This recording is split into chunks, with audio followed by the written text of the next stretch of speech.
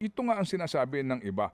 Considering na siya ay patungo na doon sa kanyang panunungkulan na baka eventually maghahanap na ng kakampihan na panibagong patron itong mga miyembro ng Kongreso, hindi kaya dalawang aspeto ang kanyang na-accomplish dito sa part na ito ng kanyang flood control, mahiya naman kayo speech?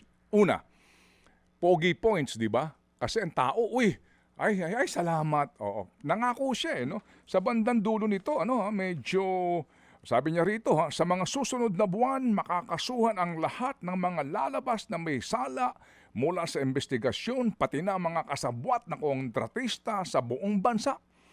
Ayan, kailangan malaman ng taong bayan ang buong katotohanan, kailangan may managot sa naging matinding pinsala at katiwalian. So talagang strong words ito, no? So pogi point sa atin. Kasi meron tayong aasahan na panibagong, promise na aasahan nating actionan. Pangalawa, kung ikaw naman yung mambabatas dito, parang meron kang Damocles sword, di ba? Naalala mo yung panahon ni Pangulong Duterte na noong nagbababanggit siya ng mga politikong involved sa drugs, yung mga politiko ay natameme at takot na takot kasi baka bukas makalawa sabihin sabit sila kahit na hindi, di ba? So in this case, parang ngayon, yung mga politikong ito na maaaring sangkot sa gantong uri ng katiwalian, nahawakan mo sa leeg. Meaning sa, sige, hindi lame duck ako, tingnan natin, napakaraming mga lugar ito na alam naman natin na nangyayari at baka kayo mabanggit. So anong tingin mo dito? Doon sa usapin na dalawa ang na-achieve mo, una, may pogi points ka, pangalawa, parang nahawakan mo din kahit papaano, ha? Oo, ang ang kanilang kumbaga perhaps maaari mo sabihin na loyalty o yung pa ring suporta sa iyo.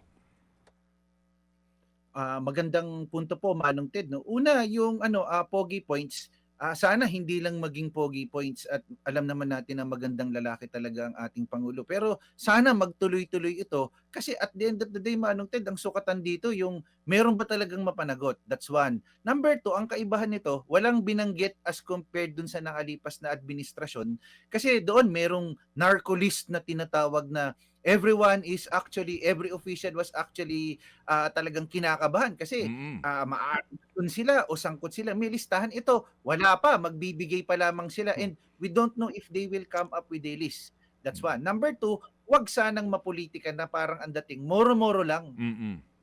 Na maaring, kasi Manong Ted, well, reality check, may mga tatamaan ditong kaalyado. May mga tatamaan ditong malapit sa kusina. So ang katanungan dito, wala bang sisinuhin din ang ating Pangulo pagdating dito? Kasi kung talagang papunta doon yung trajectory at papunta doon sa populist at tinitignan dito is continuity basically, gawin yung tama at talagang may mapanagot regardless kung kalaban, regardless kung kaalyado, yung kung ano yung tama at base sa ebidensya at base sa pananaliksik, kasuhan.